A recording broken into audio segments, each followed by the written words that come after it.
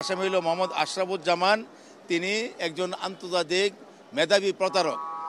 তিনি 111 সময় থেকেই তার প্রতারণার কাজ শুরু করে দেন। আওয়ামী লীগ ক্ষমতা আসার পরে তৎকালীন আরেক অত্যন্ত দুর্নীতিবাজ মন্ত্রী সাহারা খাতুনের সাথে যুগ সাজসে সে অনেক অনিয়ম অনেক দুর্নীতি কাজ করে সে নিজেকে এস্টাবলিশ করার চেষ্টা করেছে।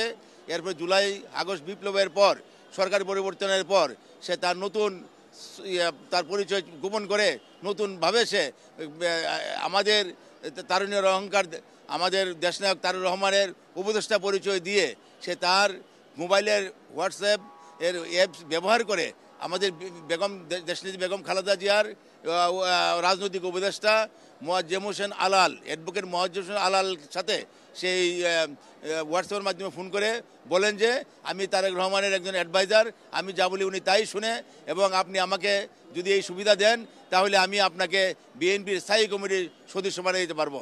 এইভাবে শুধু আমাদের যে দ্বিতীয় 2 নম্বর সাক্ষী অ্যাডভোকেট মোয়াজ্জেম হোসেন আলাল নয়, আরও অনেকের সাথে সে বিএনপির বিভিন্ন স্থানীয় লোকের সাথে সে যোগাযোগের মধ্যে প্রতারণা আশ্রয় নিয়ে সে অবৈধ সুবিধা নেওয়ার জন্য সে বিভিন্ন নিজেকে তারেক রহমানের উপদেষ্টা পরিচয় দিয়ে সে সুবিধা নেওয়ার জন্য চেষ্টা করেন।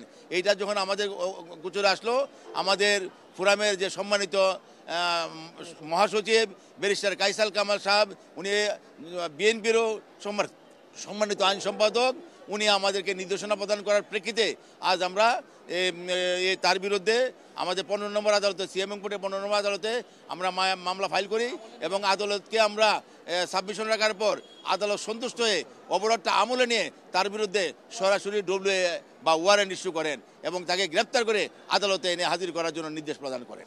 এই আসামি আমাদের জানা মতে সে বৈষম্য বিরোধী ছাত্র জনতা হত্যার অভিযোগে অভিযুক্ত হয়ে তার বিরুদ্ধে মামলা হয়েছে এবং সেই মামলায় সে জেলহাজতে আছে।